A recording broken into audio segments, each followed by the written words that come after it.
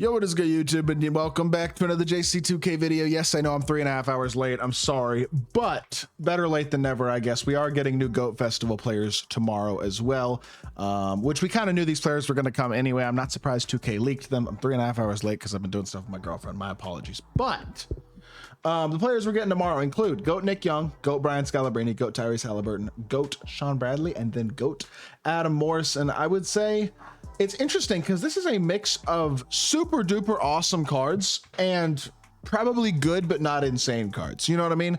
And so it definitely shows that the GOAT Festival is going to be used in a couple different ways. Number one, to give us some of those uber cheesy 2K glitch type cards that 2K likes to drop, but also I think in a lot of situations to give us maybe some big name guys who aren't going to get normal pack GOAT cards, like for example a Tyrese Halliburton, and obviously some you got like just troll my team favorites, Brian Scalabrine, who was not a great NBA player, but obviously the White Mamba's a legend to a lot of fans, and this isn't the first time he's gotten a card like this. Nick Young was honestly probably one of the my team favorites the last couple of years. His Galaxy Opal this year was really good. Last year his Diamond card was awesome. It was an Amethyst. I think it might have been an Amethyst. I don't know. He had a couple of cards last year that were really good, and I think in the past he's had some good cards as well. Halliburton obviously had one of the greatest playoff runs we've ever seen in terms of just late game clutch, and an incredible performance with the Pacers, obviously going to Game 7 of the Finals until he tore his Achilles, which was soul crushing. That was brutal. I think a lot of y'all watching also felt the same way I did, which is like, oh my gosh, I can't believe this is happening when that happened. But I am happy to see Hallie get a card. It is absolutely deserved. And while he probably realistically, you look at these 5 names, Hallie's the one who you're like, he's probably not gonna be that good. At the end of the day, he's probably the most deserving of all of these players, in all honesty, of actually getting a GOAT card. So Shawn Bradley and Adam Morrison. Shawn Bradley's 7'6". I mean, that is the thing about that card that makes him special, realistically. Let's take a look, actually. We'll go through each of these players real quickly. Shawn Bradley has not had a card since his Pink Diamond in season... I don't remember where this card came out. I truly don't remember what this card... Oh, season 6. He was a fan favorites card. That's what it was. It was never a good card, so that's why I can't really remember. But he had Brook Lopez base, David Nwaba upper. I have to assume he's not going to have Brook Lopez base. If they put Brook Lopez base on a GOAT card, I would be stunned. He will have perfect SIGs. This card, by the way, is like absolutely ridiculous. 7'6" with 7'5" wingspan as a GOAT card means he's going to have perfect SIGs. He's legitimately going to have a serious argument as the best center in the game. Best card in the game, honestly. That card should be absolutely freaking broken. The rest of the cards are just like, oh, I'm sure they'll be good. Like Nick Young's going to be a top 5-ish borderline point guard. He'll be on that Brandon Roy, Dr. J, Penny Hardaway level. Brian Scalabrine, at best, he's probably about as good as a Bob Petty, you know what I mean? At best, he's a top 5 small forward. He's only 6'9", so I think he's limited in terms of how good he can be. Halliburton being 6'5", no matter how good he is probably at best a borderline top 10 point guard in the game. And then Adam Morrison, who I haven't mentioned yet, obviously is, I mean, look, likely to be a good shooting guard. He's what, 6'8", so he's got pretty good size, 7-foot wingspan. Like, he's had some really good cards in the past couple of years. This year, not quite as much. Last year, he had a couple of really good cards, including that collection reward card that was like before the gambling only stuff started in last year's game. Was one of the best cards of early game my team in 2K24. And obviously all these cards are going to have the standard GOAT SIGs that you see at this point in the year, which are your, let me just pull up a GOAT card from last week. KD got a GOAT card last week. We'll just show y'all again.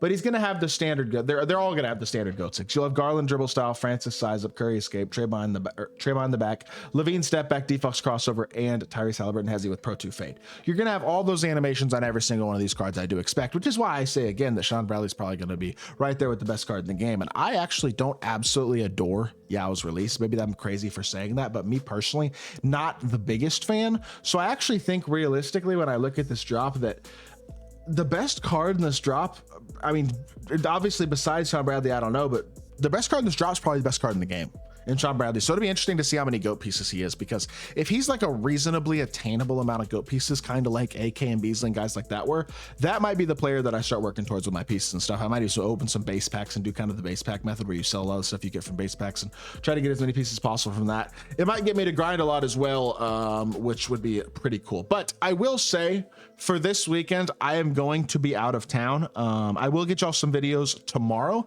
but not probably nearly as many as y'all would like, considering I am leaving around noon, and content comes out at 10 Central, and I'm leaving about noon Central. So I'll probably only get y'all realistically a couple hours worth of recording. So maybe that's 5 or 6 videos. We'll see, but not a ton. And then after that, I'm thinking I'm going to pre-record a video or two either tonight or in the morning with a couple like tier list top 10 type things for the weekend. So I get y'all like maybe 2 videos a day, but it's not going to be gameplay content. And it won't be content on this weekend's drop. So I do apologize for that, but I'm going to be out of town spending time with family. So I'm sure there are lots of other content creators that will still be making normal content over the weekend. So y'all can obviously all go watch their videos as well. But I will be back on Sunday night, and I do plan to try to get y'all a couple of gameplays Sunday night in addition to a bunch of videos that I've missed and stuff on Monday and Tuesday, because I know there's a lot of top tier cards that people will be interested in seeing and things like that. But I do apologize for the likely lack of uploads coming this weekend. I mean, realistically, I'm thinking probably 2 videos on Sunday, 2 videos on Saturday, and maybe a couple more Sunday nights. So maybe like 4 on Sunday once I get home. But realistically, 2 on each day. I'm thinking a tier list and top 10 Saturday, tier list and top 10 Sunday, and like 5 videos tomorrow is realistically my thought process. We'll see what happens.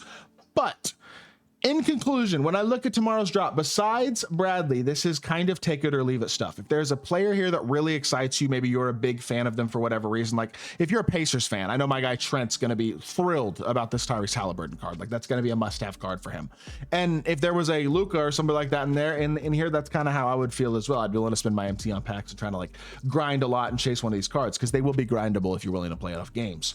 But outside of Shawn Bradley, none of these guys are that. Now, if Shawn Bradley winds up not being an absurd amount of GOAT pieces, he is a player who is absolutely worth going for, a player who's worth saving your pieces towards. If you're somebody who spends money, he's the guy you should probably be targeting as a money spent player. That's a 7-6, likely to have exactly perfect SIGs and an incredible jumper big man, and will be on par with the very best cards in the game. One of the best cards in the game for the rest of the year. If you get him, you are set at the big man spot realistically for the rest of the year. That's how good that card is going to be. The rest of it, we'll have to wait and see. I would guess honestly that AK and Beasley are both better than every single other card coming out in tomorrow's drop, and Brandon Royce pretty much on the level of any card coming out tomorrow's drop. So it kind of is Shawn Bradley and then everybody else. I'll be interested to see as well what the prices on these cards look like. Are any of them going to be cheaper in terms of GOAT pieces needed, like less than the 20 you need for B-Roy? Are any of them going to be more expensive than the 30 that you need for Andre Kirilenko? Like, are they going to make Shawn Bradley 50 GOAT pieces? Like, I'll be interested to see what 2K does tomorrow and what the pieces and players are looking like they're going to cost as well. So that's another thing to keep in mind with this drop, is that there might be some screwiness to it for sure. It's look, I get it. It's kind of repetitive at this point in the year, and I think it kind of, I don't know. It is what it is. 2K's at least doing a good job with attainable content. The fireworks drop looks fire. A lot of good attainable cards there. There's a lot to like about MyTEAM at this point in the year, and there's a lot to dislike as well. So kind of just depends how you're looking at it and what your perspective is. So that being said, I hope y'all did enjoy the video. If you did, make sure you hit that like button, leave a comment, and subscribe. I'll be back with more 2K content very, very soon. I appreciate y'all. Peace.